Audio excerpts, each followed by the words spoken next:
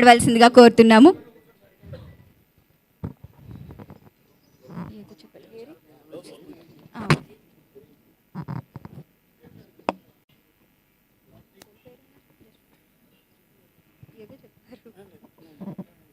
నేను భయపడ్డానండి. ఇక్కడ ఏ భరణం ఎవరో అంటారు, నిమిషమే టైం ఇచ్చామని కంగారు పెట్టేసి ఏం మాట్లాడాలో ఏం మాట్లాడలేదో తెలియక కంగారు పడతామని 4 మాటలు రాసుకొచ్చాను, అది చదివేద్దామని. అది చదవడానికి ముందు ఏం మాట్లాడగలనో ప్రయత్నిస్తాను. ఇక్కడ ఎవరు లేరు, భరణలు లేరు కాబట్టి ఇంకా రాలేదు.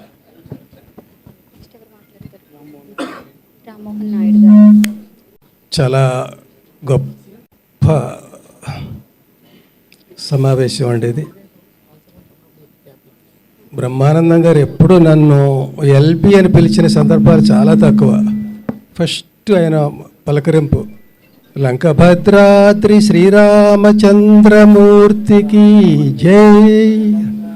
ఇంకా నేను తొందరగా పలికేశాను, దేన్ని అయినా 2 నిమిషాలు కూడా చెప్పగలరు ఈ మాటల్ని. అంత అభిమానం, ప్రతి అక్షరాన్ని అలా ఒత్తి స్ట్రెస్ చేసి అభిమానం ఒలకపోసి అలా పలకరించేవారు. ఎన్ని అనుభవాలు. ఇంచుమించుగా సగం షూటింగులు అన్నపూర్ణ స్టూడియోలో జరిగేవి అప్పట్లోనండి. మేము ఎప్పుడు 10 మందికి తక్కువ ఉండేవాళ్ళం కాదు కాంబినేషను. అన్నపూర్ణ స్టూడియో ఇంటికి ఎదురకుండా మా ఇల్లు. లంచ్ టైంలో సరదాగా అందరం ఒక 5-6 10 మంది మా ఇంట్లో భోజనం చేసేవాళ్ళం. భోజనం నాది కాదు, క్యారియర్లు వచ్చేవి. మా ఇంట్లో ఏవో చట్నీస్, పచ్చళ్ళు, ఆవకాయలు ఇలాంటివి ఏవో పెట్టేవాళ్ళం. అందరూ కలిసి కూర్చొని తిని కబుర్లు చెప్పుకుంటూ జోకులు వేసుకుంటూ అయిపోయాక ఇంకా షూటింగ్కి ఎన్ని పిలుపులు వచ్చినా వెళ్ళబుద్ధి అయ్యేది కాదు. ఈయన అనేవాడు, అరే ఎంఎస్ నాది కూడా నువ్వు యాక్ట్ చేసేసిరారా, నేను పడుకుంటాను కాసేపు అనేవాడు. అలా అలా ఎన్ని అనుభవాలు ఇవన్నీ. ఈయన ఒకళ్ళు చెప్పిన జోకు ఇంకొకరికి చెప్పి మిగతా 90 చెప్పి ఎంజాయ్ చేయడం ఆయనకు ఆనందం. అందులో నా జోకులన్నీ తెలివి తక్కువ జోకులుగా ఉండేవి. నేను చేసిన ఏ పనైనా అంతే. వీళ్ళలో నేను చదువుకోని వాడిని, నిరక్షరాస్యుడిని, రచయితను అయిపోయాను. కానీ అవేవో సినిమా డైలాగులు రాయడానికి తప్ప సాహిత్యం అది కాదు. సాహితీ సభలకు నన్ను పిలుస్తూ ఉంటారు. చాలా పొరపాటు చేస్తున్నారు, పిలవకండి, అలాగే ఫూల్ అయిపోతాను నేను, మీరు ఫూల్ అయిపోతారు అంటుంట. అట్లా వీళ్ళ మధ్య చాలా అందరూ వాళ్ళ సాహిత్యం కానీ వాళ్ళ బ్యాక్గ్రౌండ్ కానీ, ఈయనది ఒక శైలి, భరణిది ఒక శైలి, ధర్మవరానిది ఒక శైలి, ఇలా ఏబిఎస్, ఇట్లా అందరూ ఎవరికి వాళ్ళే, ఎవరి రంగంలో వాళ్ళ నిష్ణాతులు. లక్కీగా నేను ఎక్కడ బతికిపోయానంటే, నేను 4 నాటకాలు ఆడి రాసి సినిమా ఫీల్డ్కి రావడం వల్ల చిన్న పునాది నాకు కూడా ఏదో ఉందని ఒక ఆత్మస్థైర్యం, అంతే తప్ప వీళ్ళలో ఏ రకంగా కూడా నేను సరితూగను. ఎక్కువ ఆ సైలెన్స్తో వాళ్ళు మాట్లాడే విని అందులో నేను ఏమైనా ఒక అపప్రిన్సిపు జోకో మాటో అంటే వాళ్ళు నవ్వుకొని, ఆ నవ్వుని నేను నవ్వుకొని అలాగే గడిపిన రోజులు ఎక్కువ అండి. ఇదిగో ఇలాగే ఎక్కడికో వెళ్ళిపోతుందని అది చదువుతానండి.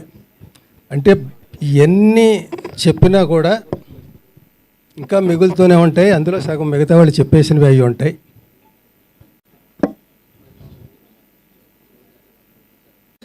దయచేసి ఎవరు స్క్రిప్ట్ ఇవ్వలేదు, నేనే రాసుకొచ్చాను రైటర్ని కాబట్టి నేను రాసింది నేనే చదవాలి.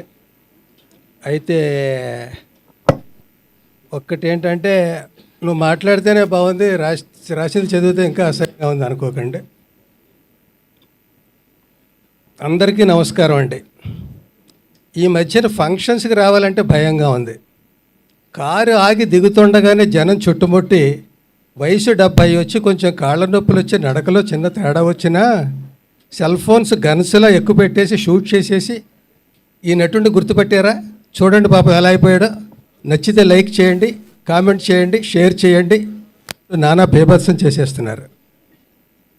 దెబ్బ తగిలితే రక్తం కారక రసం సాంబార్ కారుద్దా అన్నట్టు 70 ఏళ్ళు వచ్చాక నొప్పులు, కాళ్ళ నొప్పులు, కీళ్ళ నొప్పులు కాక కాన్పు నొప్పులు వస్తాయా?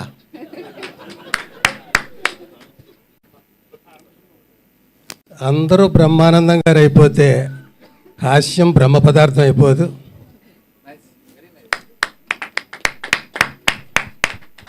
అర్ధ శతాబ్దం, దాదాపు 1500 సినిమాలు. పోటీ నలుగురు మధ్య అయినా, 40 మంది మధ్య అయినా, రాబోయే ఇంకో 80 మంది మధ్య అయినా, తరతరాలతో తలబడిన తరగని చరిష్మా. అది థియేటర్కల్ సినిమా అయినా, ఓటీటీ అయినా, టీవీ అయినా, సెల్ ఫోన్ అయినా, సోషల్ మీడియా అయినా, ఈవెంట్ అయినా, యాడ్ అయినా, మీమ్స్ అయినా, ఏదైనా ఎక్కడ చూసినా ఆయనే ఆయనే. ఆయనతో నటించని నటుడు లేడు, ఆయన నటించని సినిమా లేదు, ఆయన నటించిన పాత్ర లేదు, అసలు ఆయన నటించక్కర్లేదు, అసలు ఏం చెయ్యక్కర్లేదు, ఆయన కనిపించక్కర్లేదు, జస్ట్ ఆయన గుర్తొస్తే చాలు నవ్వు వచ్చేస్తుంది. ఒక్క మాటలో బ్రహ్మానందం గారు ఒక అపురూపం. ఆయనది ఒక హాస్య విశ్వరూపం. ఆయన పలికిన మాటలు రచయితగా కొన్ని నావైనందుకు, ఆయన పక్కన నటించినందుకు, భావాలు పంచుకున్నందుకు, నవ్వులు పెంచుకున్నందుకు, ఈ బహుదూరపు బాటసారి మహాప్రస్థానంలో కలిసి నడిచిన అడుగులు నావి 4 ఉన్నందుకు మురిసిపోతూ, శతమానం భవతి శతాయుః పురుష శతేంద్రియ ఆయుష్యేవేంద్రియే ప్రతిష్టతి. Thank you sir, thank you so much. చాలా చక్కగా